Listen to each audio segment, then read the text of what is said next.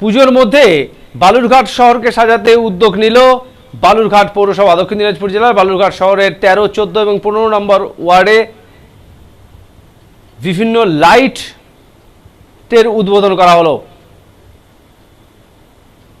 এই ওয়ার্ডগুলি একসময় গ্রাম পঞ্চায়েতের অন্তর্ভুক্ত ছিল। গত পৌরসভা নির্বাচনের সময় এই এলাকাগুলি পৌরসভার অন্তর্ভুক্ত করা হয়। এই এলাকাগুলি পঞ্চায়েতে থাকা অবস্থায় কোনো পথবাতি না থাকায় রাতের বেলা এলাকাবাসীদের চলাচলের ক্ষেত্রে অসুবিধার মধ্যে পড়তে হতো। পৌরসভার মধ্যে এই এলাকা আসার সাথে সাথেই পুজোর মধ্যে এলাকার প্রতিটি ইলেকট্রিসিটি পোলগুলিতে এলইডি বাল্ব দিয়ে সুসজ্জিত করে তোলা হয় বালুরঘাট পৌরসভার পক্ষ থেকে। এদিন হয় তার আনুষ্ঠানিক উদ্বোধন।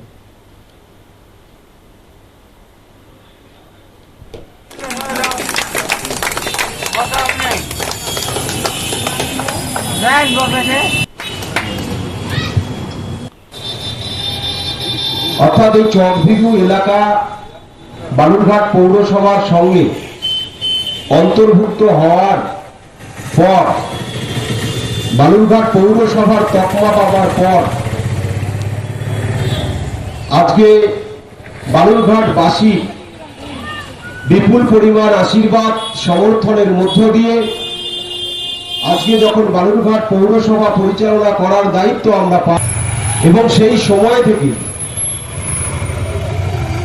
যেটা বিপুলবাবু বলছিলেন, এটা সত্যি যে আমরা সবসময় গঠনমূলক আলোচনার মধ্য দিয়ে কি করে নিজের এলাকার উন্নয়ন করতে হয়, নিজের এলাকাকে কিভাবে এগিয়ে নিয়ে যেতে হয়, প্রত্যেকটা বোর্ড মিটিংয়ে আমরা সেগুলোকে নিয়ে সবসময় আলোচনা করি।